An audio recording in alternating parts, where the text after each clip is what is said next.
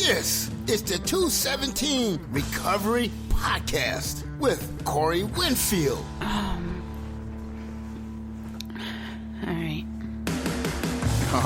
right. 16th of July. It's 2020, the year. My name is Corey Winfield, and this is the 217 Recovery Podcast. Joining me in the studio, the lovely Marney Liston. Marney, how are you? Hello, how are you doing? I'm doing well. Good. Had a pretty good little bad day. It was good. All right. That's good. Quickly, though, before we get into the podcast, if you want to update your bad girl status to not bad girl any longer. Oh, right. Yes. Yeah. I am officially a good girl now. Man. In terms of the issue that I was going through with some legal stuff that had come up out of the woodwork from back in 2018. For those of you who keep up with the podcast, I guess I can do a little recap. So an issue came up that on my background check, I got a promotion in my job, and for that they needed to do background check. And Deep one, right? I guess so. Deep check. Apparently so. So I had gotten in trouble with, I had illegal drugs on me, and it's not something that I'm proud of, but nothing really came of it at the time. I got some paperwork. They sent me home, told me to wait for a follow-up, and that never came. And at that point in my life, I wasn't chasing down to see where it stood.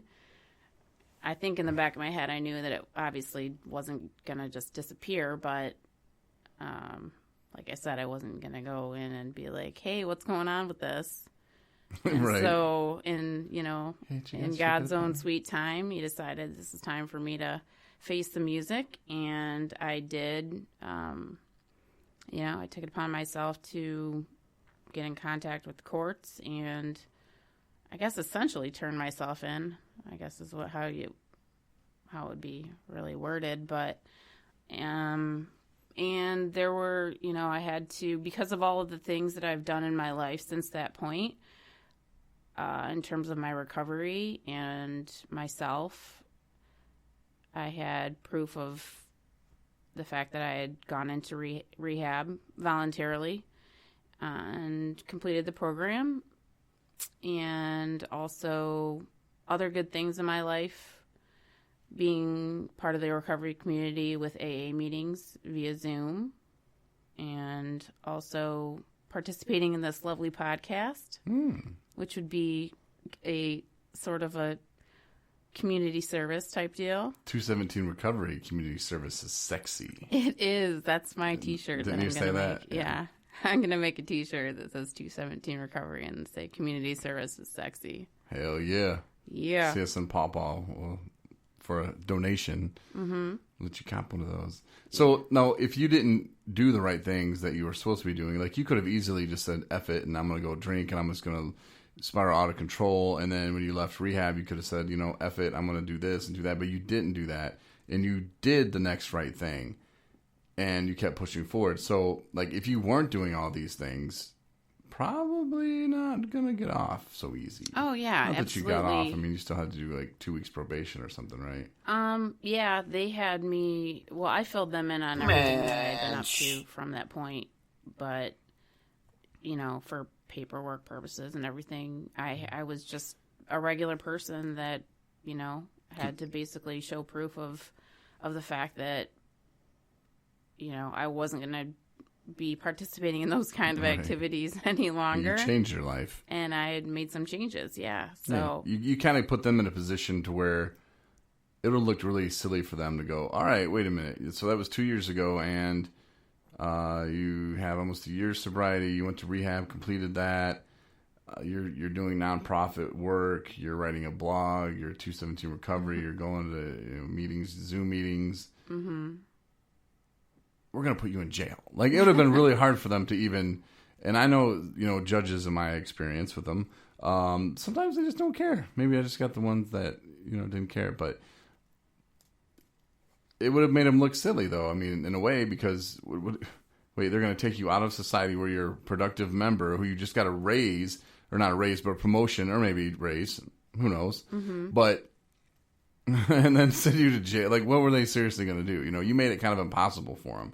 Right. Not saying that every situation is going to work out like yours, but saying that if there's stuff out there in your past, you might want to deal with it. Keep doing the right things, and people will notice, and, put them in the situation to where they're the bad guys for, trying to punish you for something that you did years ago. Well, I mean, essentially, there was no special treatment or anything at all. Right. It's not like you had a warrant out either. Well, right. Not that you knew about. Right.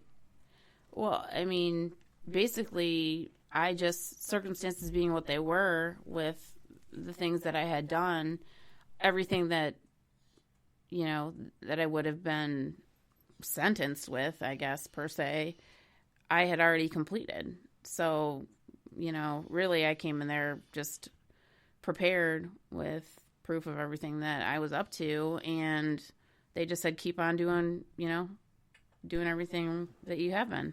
So. Well, I know it feels good to be off paper. Totally. So congratulations on that, and moving forward. And I know that was one thing that was kind of lingering because you didn't really know and you weren't really sure. And it's one of those things that you don't really want to kick the beehive, right. Let me just not kick it. Let's just see if it goes away. But obviously, in that situation, it didn't. And you made the right decisions, and you've been making the right decisions. So good for you, and I'm proud of you, and good job. Thanks. Yeah, the judge was awesome. I think I'm going to send him a shirt. Yeah. Sure. For a donation. No, he was cool because, I mean, man, the poor guy, now with Zoom, you have like everybody who's on the dockets there all on the, Zoom page at the same time. You could see him? He was not having a good day.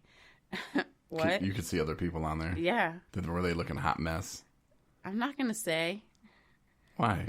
Was there a chick? Because people were in their cars. People were, people's families was in the background and stuff, like swearing. It was the whole situation. They have not got a handle on that 100, but. One of my friends from down south was like, note to self, do not wear hot mess shirt to court. Right. Even on Zoom. And I'm like, oh my God. Yeah. It's amazing what people wear. I mean, what do they think? I mean, and this is the problem with America, I think, in general. Just like we assume that people are up here with, and I'm raising my hands above my head, kind of like we think that people are on this level, but they're really down low. They're down there. Some people are, and they would wear whatever, if a shirt said hot mess or F the police. Would they wear that to court without thinking, or are they wearing it for a statement? You don't really know. Yeah. I mean, I didn't see anybody in their Sunday best or anything, but I mean, at least a lot of them showed up. Some people didn't. And see, I understand, like, if you're doing it, you're like, I'm not wearing my Sunday's best if I'm getting sentenced to jail. I get it. I still wore mine. I had to wear my Sunday's best to jail. But this is Zoom, I mean, they're not going to, like, bailiff, take them away. Right. So, well, congratulations, though. Thanks. I do want to talk about relationships. Uh-oh. Yes, I really want to talk about relationships. Sexual relationships. Well, I guess sexual relationships are part of it, I guess, but no, Chris. There's a couple of dudes that I know that, oh my God, babe, I love you so much. Like, I'm so glad that you're not like that. But if you were, I'd leave you. So, but no, the stories that I'm hearing from these guys are just like, I'm shaking my head going, why would you even be with somebody like that? Just mean, and, they're using these guys. Like, one guy was like, oh, she wants to get my checks and my Social Security and this and that and my disability, whatever. She wants every money he's got. She wants some of it. And it's just not a good situation for him. But, there's a kid involved, and I'm like, I don't have any kids, so it's really easy for me to give advice on this. She doesn't mean that the mom has to be in your life 24/7. think about what's best for the kid, because I just looked at him and said, if you go back to that same environment, you will drink. There's no doubt about it. I would put money on it, like a lot of it, all my money on it, because you could just when he was talking, it was stressing me out, and I don't even know the woman. I was like, bro, I was like, what are you doing? Like, why do you think that's cool? Why are you stressing over this? I don't know. And another guy, kind of the same thing, and it's like, why? But the other guy kind of had more of a handle on it. At least he was trying to act like it in front of me, and we were talking about relationship talk. I'm like, oh, my girlfriend's awesome. And they're like, oh, man, this and that. And you have to be thankful if you're not in one of those relationships. But if you are, there was just so much codependency. Just, he was living his life to make her happy, but it was never good enough. And all she really wanted was the money anyway. And then, boom, you throw a kid in the mix. And then he had told me, too, he's like, oh, she wasn't supposed to have kids. She told me she couldn't. Mm-hmm. Yeah, rope-a-dope. So, I don't know. There's just a lot of shadiness going on with that. And sometimes you have to stop and just be selfish. You have to think about yourself and think, is this how you want to be treated? Right.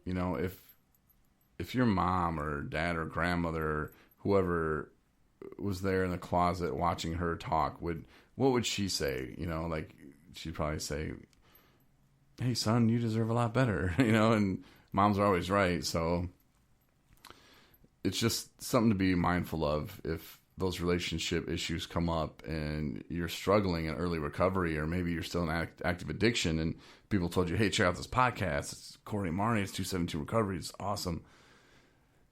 And then you hear us talking about this and you're like, wow, they're making a lot of sense. Maybe there are some things in my relationship that I need to address. And not meaning that you have to just leave the person you're with, but you might want to address them and not in a mean way, but just set some boundaries. Mm-hmm. If we were role playing, Marnie, like roll over and make me some tea, maybe some breakfast. That would get old for you, and you would say, Corey, honey, I appreciate that you're hungry, that you think that I'm your waitress today, but that's not going to happen. Right. That's kind of passive aggressive. But if you were to say, okay, Corey, I'll get your toast. But when you're out today, can you pick some more toast up? And how about tomorrow you get my toast ready for me? That's more assertive, where you're saying, this is what I want from you, and this is in return what I'm going to do for you. And aggressive, obviously, is F you, MFer. Get your own GD bread. Punk ass. So yeah. Toast. You want toast? Is that No. I'm just saying, though. Think before you speak. Mm-hmm. Because the better one of those situations to get the toast is, if you were going to get the toast, if you were willing, if you didn't want to, you just say no. But if you wanted to say, okay, well, I'll get him his toast because that's what he really wants, maybe even throw in there, if you ask me nicely, or put your shirt back on and I will, or, get dressed and I don't have to see that hot mess over there, then, yeah, I'll get you some toast, Corey. But so relationships. And then last night, I got duped. Okay, here's the plan. So every once in a while I'll stumble across like some sweetness and get stuck in it, and it like carries with me a little bit. And we were in bed and you were getting ready for bed, and I thought, I'm gonna find a movie that's something that you would like, not like what I would like, Sicario or something like that. I thought, let's put on something. And there was this movie, this older couple, and it was talking about how the guy was, been married to the wife for 80,000 years, and he still loved her. And yeah, that's what we're watching tonight. Good movie. Well, you don't know. You fell asleep. Yeah. And normally I fall asleep. Put a movie on, I'm out. So I thought, okay, I'm going to win brownie points because she's going to say, oh, this movie looks sweet. And I knew that. I'm like, so I'm going to get the brownie, which I got. I did get that from you. Mm-hmm. And so I kind of won on that aspect. But then I lost because not even halfway through the movie,